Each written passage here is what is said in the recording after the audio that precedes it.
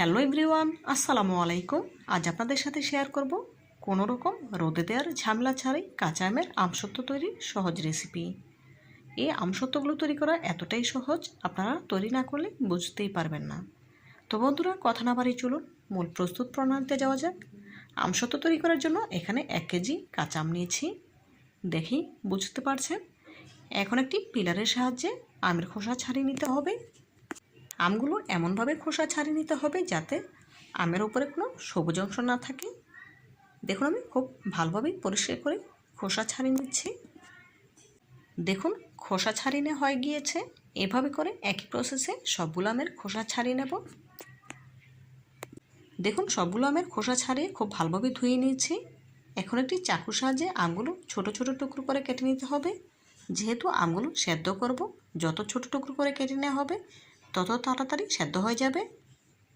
কেটে টুকরো করে নিয়ে আমগুলো একটি প্যানে তুলে নিয়েছি। দিয়ে দেবো মেজারমেন্ট কাপে 1.5 কাপ পানি দিয়ে আমগুলো সেদ্ধ করে নিয়েছি।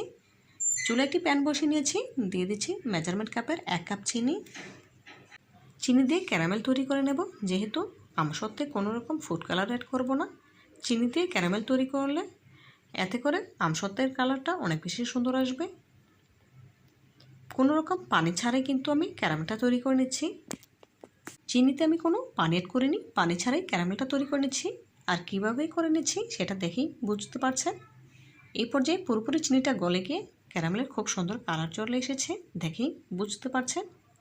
এখন এর সাথে অ্যাড করে দেবো মেজারমেন্ট কাপের 1/2 কাপ পানি। যেহেতু কাঁচা আমের পিউরিটি অ্যাড করবো, সরাসরি দেওয়া যাবে না, সেজন্য 1/2 কাপ পানি দিয়ে ক্যারামেলটা গালিয়ে নিচ্ছি। নর্মাল পানি দেওয়ার পর কিন্তু ক্যারামেলটা জমে গিয়েছে, কিন্তু ভয়ের কোনো কারণ নেই। নাড়তে নাড়তেই ক্যারামেলটা গলে যাবে। দেখুন, এই পর্যায়ে ক্যারামেলটা কিন্তু পুরোপুরি গলে গিয়েছে। এখন এর সাথে অ্যাড করে দেব আগে থেকে রেডি করে রাখা আমের পিউরিটা।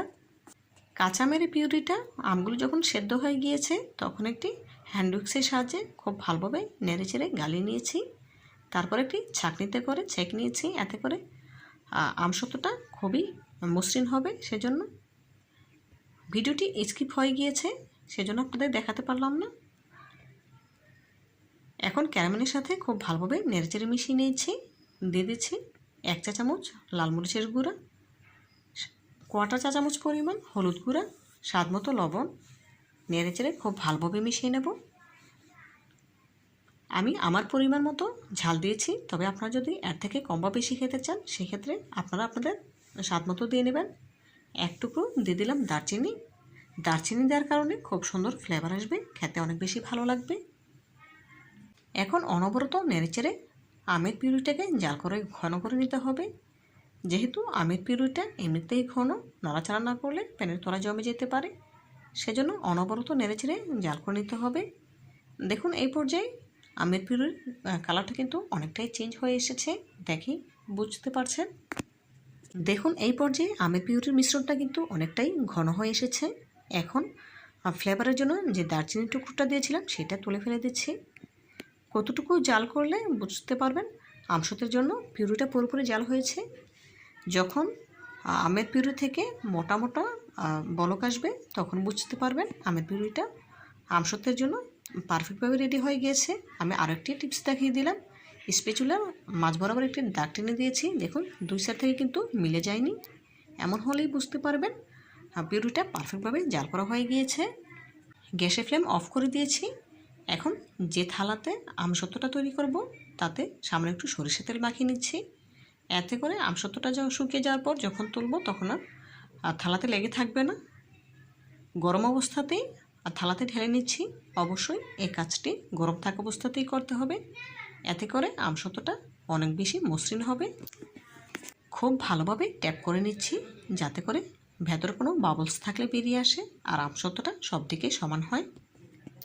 এইভাবে করে 2টি থালাতে আমসত্ত্বের মিশ্রণটা ঢেলে নিয়েছি, দেখেই বুঝতে পারছেন। এখন ফ্যানের বাতাসে শুকিয়ে নেব 2 দিন। ফিরছি 2 দিন পর। 2 দিন রোদ্রে শুকানোর পর আপনাদের চেক করে দেখে দিচ্ছি।